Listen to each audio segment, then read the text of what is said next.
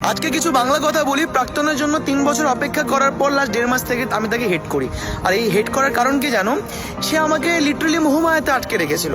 সে আমাকে বলতো, রাহিদ আমি এখানে ভালো নেই, রাহিদ আমি মজবুরিতে সংসার করছি, রাহিদ আমার এখানে কষ্ট হচ্ছে, সম্মান পাচ্ছি না, ভালো পাচ্ছি না, ভালোবাসা পাচ্ছি না, আমার তোকেই লাগবে।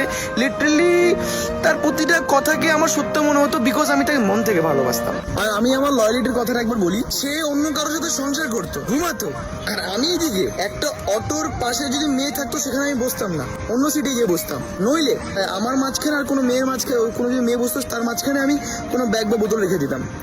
এতটা লয়াল ছিলাম। বাট 3 বছর পর জানতে পারলাম যে সে আমাকে মিথ্যা বলেছিল, মোহমায়াতে আটকে রেখেছিল। সে কষ্টে ছিল না, সে ভালো ছিল। সে শান্তিতে সংসার করতো, শান্তিতে ঘুমাতো, শান্তিতে রাত কাটাতো, শান্তিতে ঘুরতে যেত।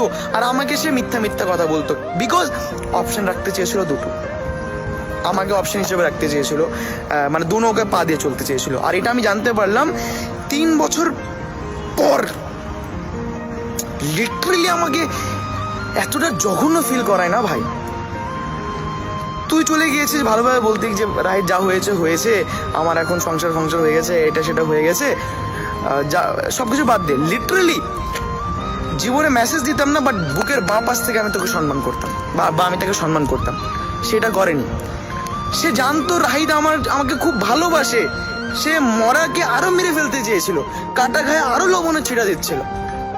আর তারপর থেকে যখন জানতে পারলাম, তারপর থেকে আমি তাকে হেট করি, বা তার প্রতি আমার ঘৃণা জন্মে গিয়েছে। আর যেহেতু ঘৃণা জন্মে গিয়েছে সেহেতু মায়া কেটে গিয়েছে।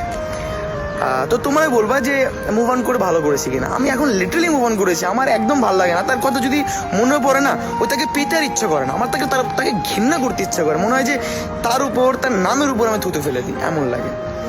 এই কিছু কিছু মেয়ের জন্য না ভাই, অনেক মেয়ের নাম খারাপ হয়। কিছু কিছু মেয়ের জন্য আমরা মাঝে মাঝে সব মেয়েকে ছলনাময়ী বলি, সব মেয়েকেই বলি যে আরে এরা তো বিশ্বাসের সাথে খেলে। ঠিক আছে, একটা মেয়েকে অবিশ্বাস করা বা তাকে ছলনাময়ী বলা, এটার পিছনে অনেক গভীর রহস্য থাকে। ঠিক আছে, আমরা ইচ্ছা করে বলি না, বিকজ আমাদের অতীতে কিছু কিছু মানুষ থাকে যারা আমাদের বিশ্বাস মন নিয়ে খেলে, মন ভাঙে, বিশ্বাস ভাঙে, ভরসা ভাঙে। এই জন্য আমরা মাঝে মাঝে সব মেয়েদেরকেই ছলনাময়ী বলে ফেলি। ঠিক আছে, এটাই হচ্ছে মেন কারণ।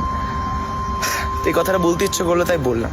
থ্যাংক ইউ শোনার জন্য, and I love you all.